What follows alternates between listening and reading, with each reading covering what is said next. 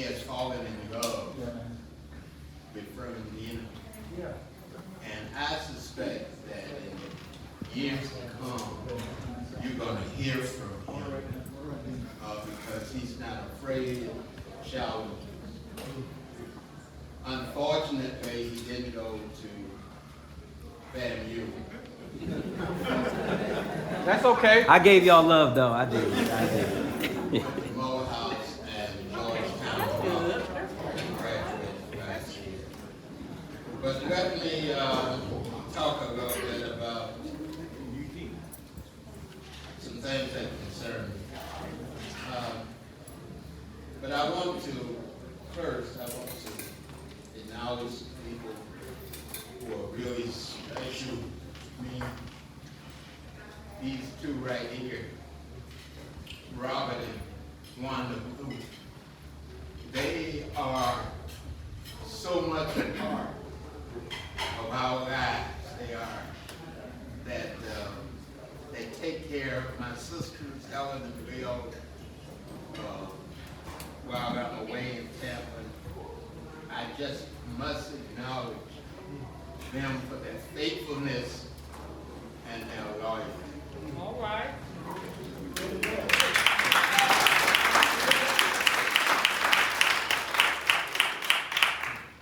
Again, I told Lorraine, as I told Neil Frank, this is not my family. But they were insisting that I do it, and I never could really get a handle on anything to talk about. You know, to tell you the truth, I don't have a darn thing to talk about.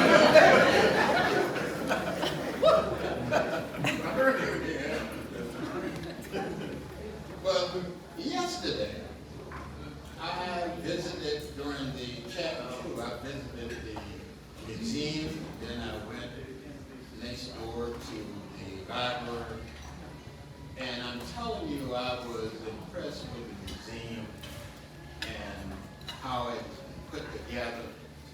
And let me tell you something. Even with the disappearance of Peck High, we got a lot to be proud of. We got a lot.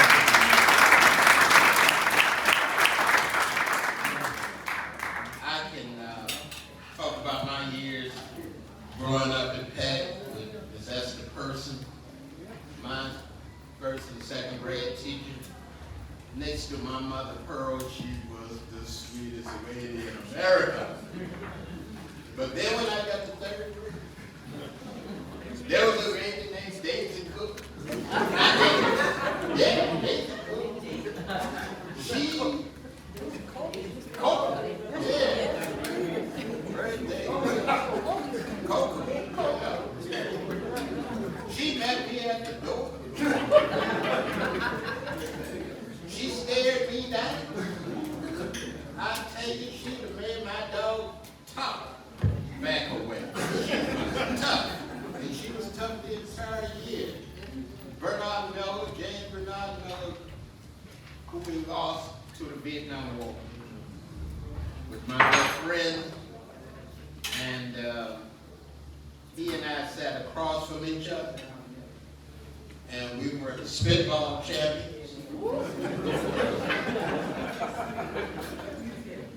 Until she caught us.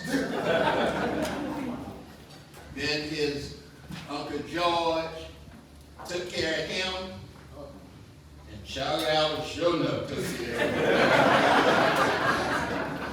him. All my spitball days came to an end.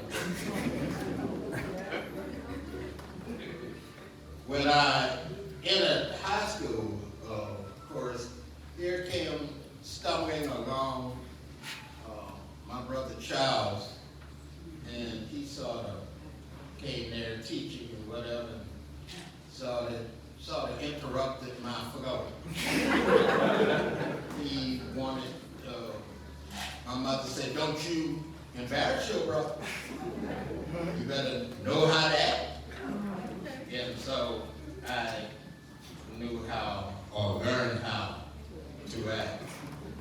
But during the 60s and the 50s, when we were in school, a lot of things happened.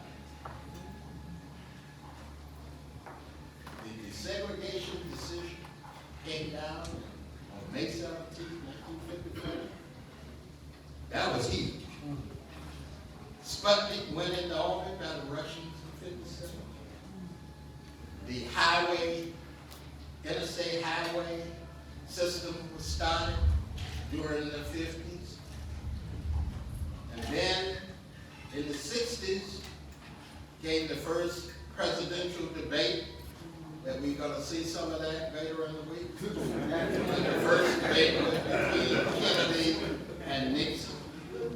And that's where television became a big part of politics, because Nixon said he lost the election because he had a greasy face.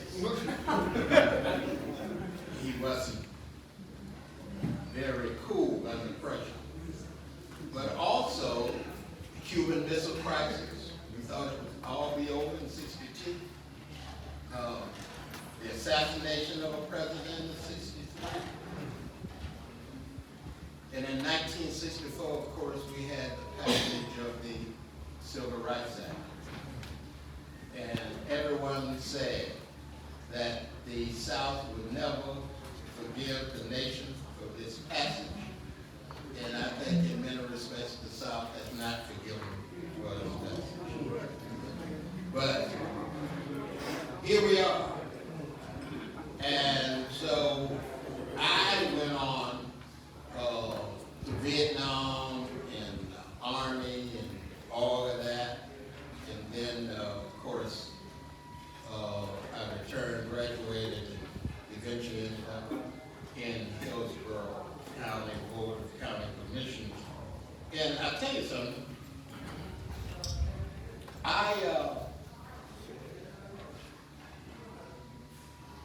That was a strange time for me. Not only because it was a kind of job that I wasn't ever going to give up because it was so exciting and so challenging, but I learned so much. And one of the things that I learned was that as I moved into minority business, I found out I needed the Lord Jesus Christ. Let me tell you something. Dealing with black folk, dealing with Hispanic folk, dealing with women, all of them thinking you aren't doing enough. You need the Lord. You're talking about being dipped in his blood. I was taking a shower in his blood before I was going to work. Give you an example of what I'm talking about. I would ride the bus to work during that time. I hadn't been elevated to that of getting a government car. But I would ride the bus, and the two things I would do, going to work, I would read the Bible. And I would read the Bible for inspiration and for instilling in me a certain confidence, because I did not know what the day would bring. One morning, I sat down at my desk, and the county administrator called me and said, "Get here in a hurry." So I got over to his office, and he said, "Look at this. We were being sued." He was being sued for $1 million. The Board of County Commissioners was being sued for $1 million. And I was being sued for $1 million. And I turned to the county administrator, I said, "Good to go with that one." But the lady was suing me and suing us because she said she hadn't gotten any work. So he told me, "Find her some work." Well, the lady owned a towing service.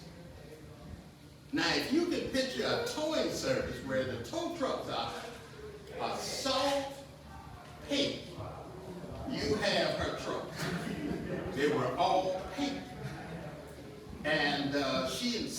on being on the rotation, so she was placed on the rotation. Towing was the responsibility of county government, as it still is.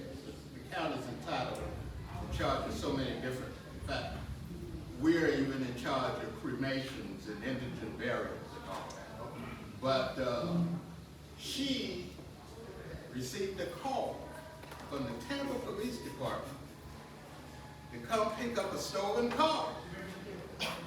She came, got the car, and after the police had signed it off to her, two boys came from behind a building and asked her, "What are you doing with my car?" She said, "This your car?" He said, "Yeah." She said, "Well, give me $50 and you can take it." The police called me the next morning and said for the first time in his career, he had to pick up a stolen car twice. All within 4 hours. But that is the nature of the work. And so we move on to that. I worked in that for so many years with so many different incidents happening like that. But let me talk about a couple of things I've done. In riding the bus, I told you I read the Bible going to work. But coming back, I would work crossword buses.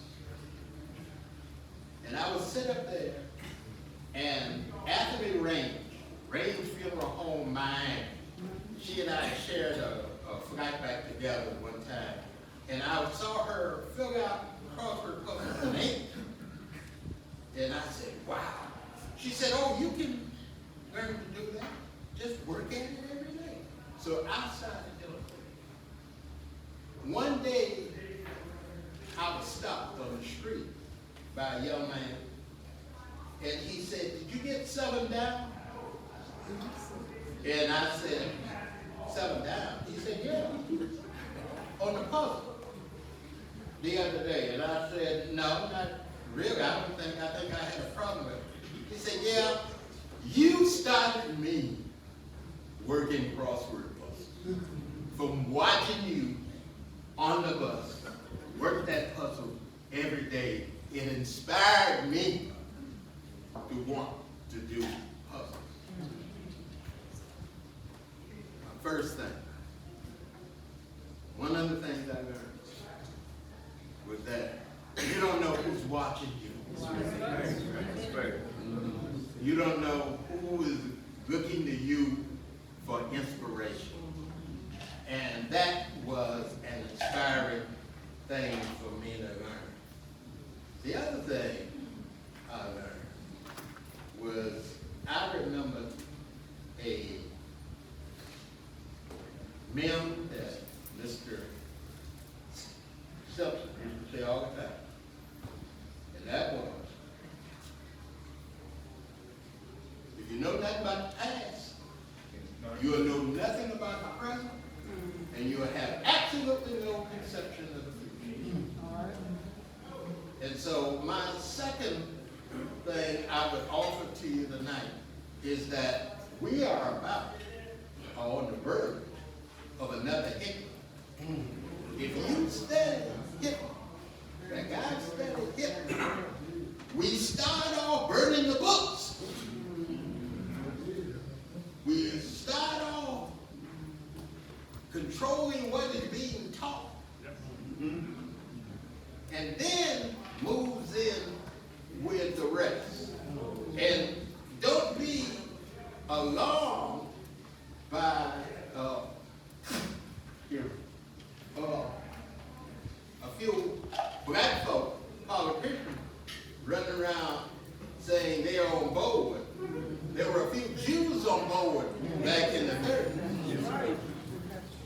And it ended up being 20 million of them. We live in a dangerous time. Dangerous.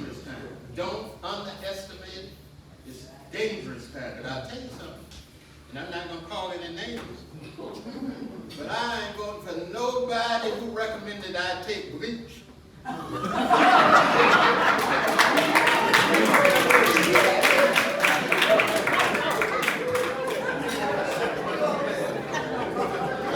forget that. That was his answer for COVID.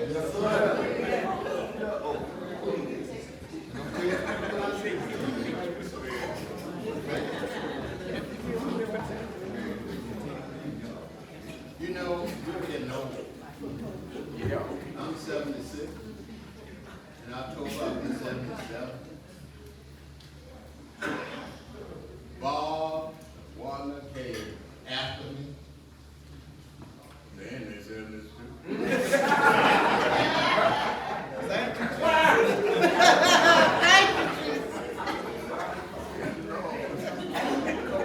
We're getting old.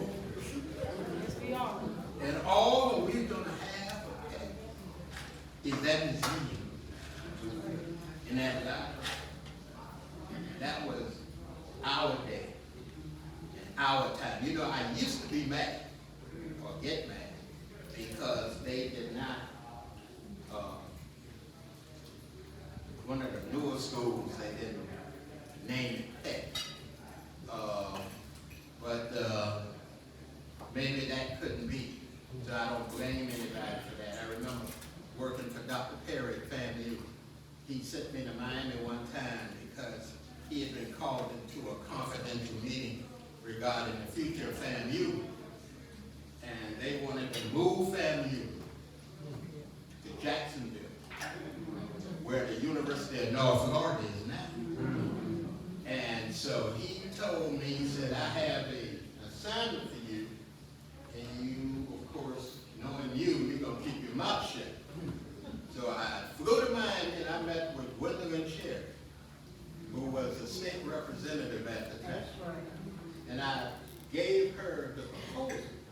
Dr. Perry told me, run it by her and see what she thinks of it. That lady cussed me. Floating out. And she said, when you get back to Tallahassee, you tell that so-and-so girl the hills of FAMU. That's where we are. And that's where we are going to stay. So when you think that, and then you think about, hey, where else could it be? So what we have there is a museum, a library, and maybe there's some other things, daycare center or whatever, still got a gym, maybe some other creative things. I know FAMU has a grant now for community education. Maybe we can get involved in that. But it's important that we maintain our institutions. Yes. It is our institutions that keep us going. It is our institutions that we have to introduce our children to. And I'm afraid that we are losing our interest in our institutions. Our churches are down. I remember on one of the Heat of the Night episodes when they came to take the kids and they asked me to join the white church. And Chief Commander said, why do you want to do that? The only singing and excitement going in your church. Why do you want to come over there? You come over there, you're not going to do anything, go to sleep. We need to save our institutions. We need to save them for our children. That is what we have to do. Dr. Kerry Goodman, we lost him. Peck graduate. He and I, at one time, both of us were without a place to stay in Tallahassee. School year was starting, so we bumped up as best we could until we could find our own house. And I tell you, from the moment that man and I stayed together, all he talked about was child's eye. Child's eye. Child's eye. I told him, if you don't shut your you don't know what that, you don't know what Mr. Albert did for me. I don't care. I'm just sick of hearing child's eye. It meant a lot to him. He was his mentor and it's someone he never forgot. And years later, when he had become a doctor, he called me out the blue in Tampa. And he said, Spencer, you got to help me with housing again. I need to find me a house in a community with black people. Only place they are showing me, the only thing black are the gardeners and the cooks. And they want me to come down here and become the health director of this major insurance company. And so maybe you can tell me of black neighborhoods that my children are going to grow up around black people. I said, okay, I can call off a few names. And the next thing I heard from Kerry was that he was back in Atlanta because he said he didn't find anything suitable. We have to remember who we are. Never give up on who we are. We have so much to be proud of. As much as people have tried to destroy us, we are still here. And we are still doing what we always do. And that is that we are creative and we are moving forward. It's what I say now about Texas legacy. Texas legacy is what you all do, what we do every day. Because it was the Thurstons and the Fishers, Florida Towers, all of them who made us. And I will never, ever forget that. Look, I told you, my brother, that I wouldn't be long.